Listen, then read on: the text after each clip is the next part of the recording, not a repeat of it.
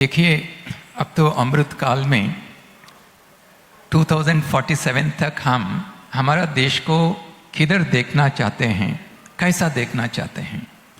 हम चाहते हैं कि हमारा देश पूरा दुनिया में एक लीडर होना चाहिए विभिन्न क्षेत्रों में।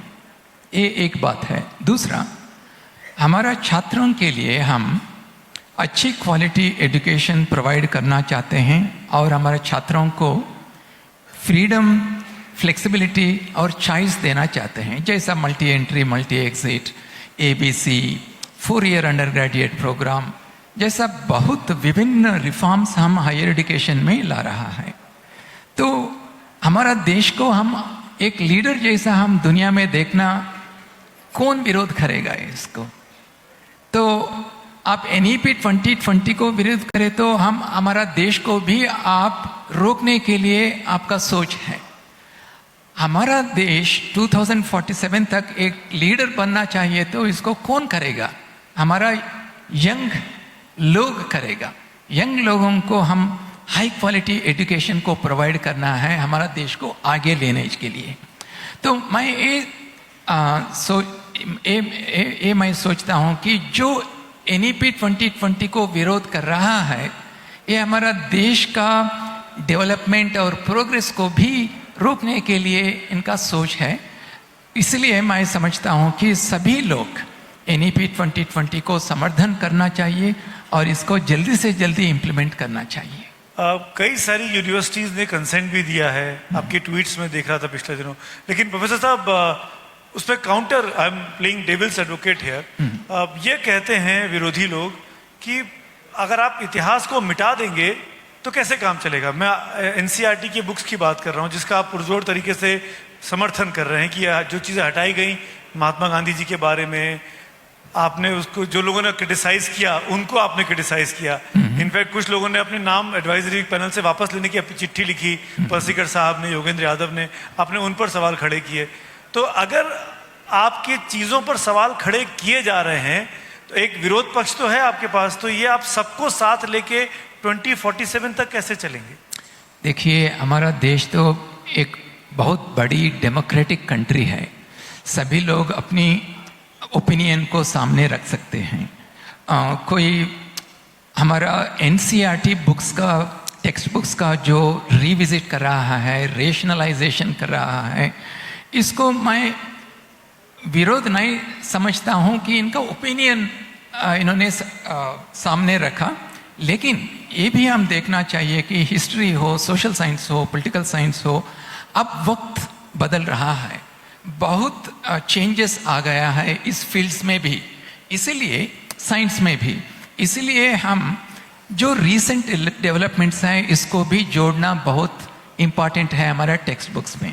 और आप हिस्ट्री के बात आपने बताया, हमारा हिस्ट्री को भी हम रिवाइज करना चाहिए, इसलिए कि हम बहुत गैप्स है। जैसा हमारा हिस्ट्री टेक्स्ट बुक्स को हम लिखा, बहुत गैप्स हैं। और नॉर्थ ईस्ट इंडिया देखिए और साउथ इंडिया में बहुत हिस्ट्री है, इसको हम हमारा हिस्ट्री बुक्स में लिखा ही नहीं। इसलिए NCERT हमारा एग्जिस्टिंग हिस्ट्री बुक्स को एक्सपैंड करने के लिए एक कोशिश कर रहा है। और सिमिलरली साइंस में भी कोविड समय में कुछ रेशनलाइजेशन किया, कुछ सिलेबस को ड्रॉप किया, और आगे समय में इसको रिवाइज करके बहुत कॉम्प्रहेंसिव टेक्स्ट बुक्स को लाएंगे NCERT। देखिए, NCERT हमारा देश का एक प्रमुख संस्था है। इस संस्था को हम सपोर्ट करना बहुत ज़रूरी है। और जो टेक्स्ट बुक्स लिखेंगे वो एक्सपर्ट्स लिखते हैं, एक्सपर्ट्स को इनका काम करने दीजिए, और आपका जो ओपिनियन है आपको बताने का आपका हक है। Very humbly I am submitting this, but वही एक्सपर्ट तो जैसा हम NEP 2020 के लागू किया, सभी स्टेक होल्डर्स से फीडबैक लेके हम किया। NCERT भी स्टेक होल्डर्स का फीडबैक लेके, एक्सपर्ट्स का फीडबैक लेने के बाद ही इसको रिवाइज करते हैं। तो मुझे लगता है कि कुछ जो सो कॉल्ड एकेडमिशियंस आप कहते हैं, मुझे लगता है इनका काम यही है कि जो अच्छी काम हम एजुकेशन फील्ड में करना चाहते हैं, इसको विरोध करना, ये मुझे लगता है इनका ऑब्जेक्टिव है। लेकिन जो एनसीईआरटी हो, एनईपी 2020 हो, हमारा देश का प्रगति के लिए है। तो मेरा निवेदन है कि हमारा देश का प्रगति को आप मत रोकिए। देखिए, मैं जेएनयू में 6 साल काम किया और इनसाइड आउटसाइड जानता हूँ जेएनयू को मैं। जो आप कह रहे हैं, जो मीडिया में आते हैं, ये सिर्फ एक बहुत स्मॉल परसेंटेज ऑफ स्टूडेंट्स और फैकल्टी से होता है। मैं खुद देखा हूँ जेएनयू में बहुत अच्छी स्टूडेंट्स होते हैं, बहुत अच्छी फैकल्टी होते हैं। इसलिए 2016 से अब तक ये 2nd रैंक है after Indian institute of science. तो ये कैसा होगा? ये आंदोलन जीवी से नहीं होगा।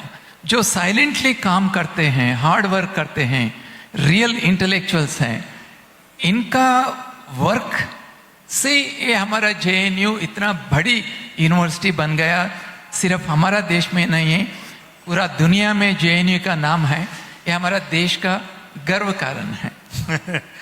अमर उजाला अब आपके टीवी पर भी। अपने स्मार्ट टीवी पर YouTube पर सर्च करें अमर उजाला, चैनल सब्सक्राइब करें और देखें ताजा खबरें, वो भी HD क्वालिटी में। और हाँ, बेल आइकन दबाना ना भूलें ताकि हर खबर हो आपके घर। अमर उजाला, निष्पक्ष, निर्भीक, निरंतर।